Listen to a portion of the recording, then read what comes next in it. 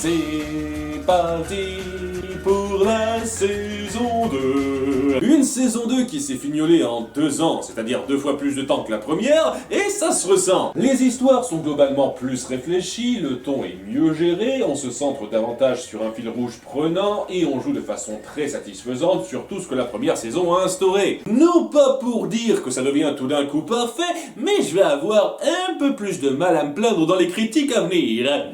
Bref, en avant pour l'épisode 1, la soirée karaoké. On poursuit là où la saison précédente s'est arrêtée, avec Stan qui opère sa nouvelle porte des étoiles. J'espère qu'il tombera pas sur des Goa'uld. Et ça progresse à son rythme. Voilà ce qu'il en coûte de rester sous Windows 95. Mais cette opération attire l'attention du FBI ou un truc comme ça. Messieurs, nous partons en mission à Gravity Falls. Une fois qu'on aura fait disparaître notre ancien président, le Mystery Shack prévoit une fête de réouverture pour la soirée. Est-ce qu'il y aura une compète de danse comme la dernière fois? On voit que Stan est intelligent une fois de plus et évite les soupçons en rendant vite son bouquin à Dipper, après l'avoir photocopié bien sûr. Est-ce que si on photocopie les 2 pages de couverture, ça fait une copie directe du livre?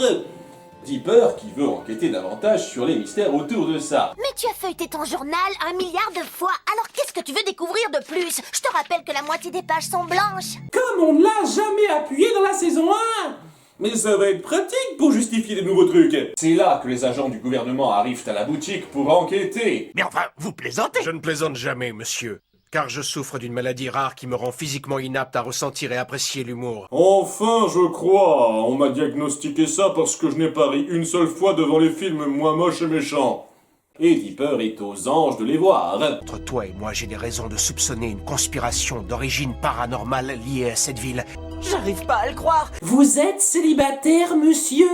Je mène ma propre enquête sur le même mystère. Mais Stan les renvoie vite fait en noyant le poisson, ce qui pourrit un peu le groove de son petit-neveu. Et la grande soirée arrive, avec Mabel tout excitée de pousser la chansonnette. Le karaoké, ce n'est pas fait pour chanter super bien, mais justement pour chanter super mal ensemble en chœur. Et pour se dilater les yeux en parlant? Je m'y ferai jamais. Ce coup-ci, c'est Stan qui se charge du stand, pour s'assurer que le fric soit bien payé, j'imagine.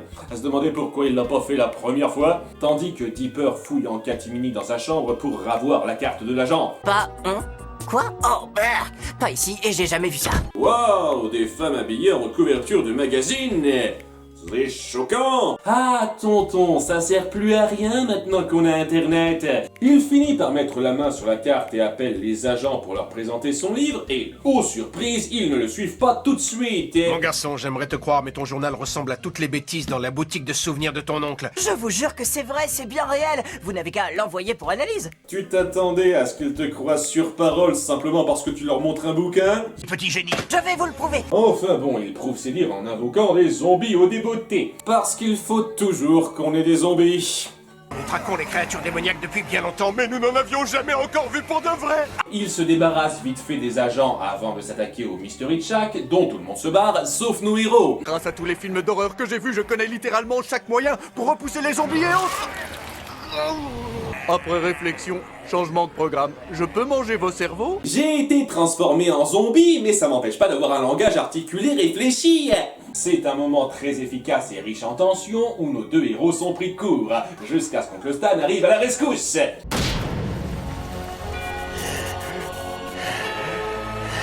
Mais c'est qu'il commence à les cumuler, les moments badass. Ça vaut pas tout à fait la fois où il a tabassé un ptérodactyle, mais ça s'en rapproche pas mal.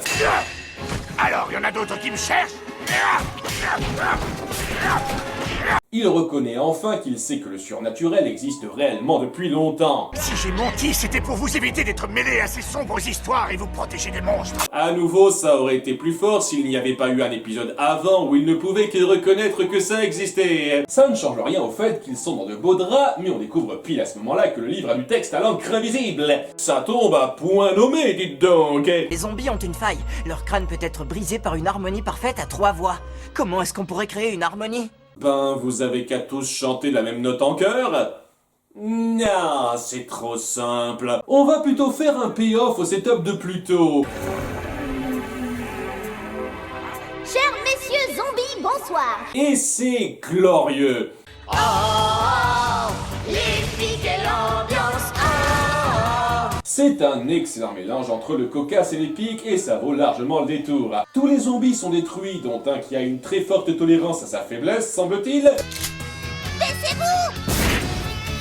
À mon grand dame, Mousse conserve son crâne intact. Après, l'a-t-il jamais été? Eddie Perestan se montre un peu plus transparent, mais pas complètement. C'est un excellent épisode d'introduction à la saison. Une combinaison d'humour, de moments de personnages et d'action intense qui fait parfaitement mouche. On sent quelques petites libertés discutables sur la saison 1, mais ça n'empêche pas de passer un très bon moment.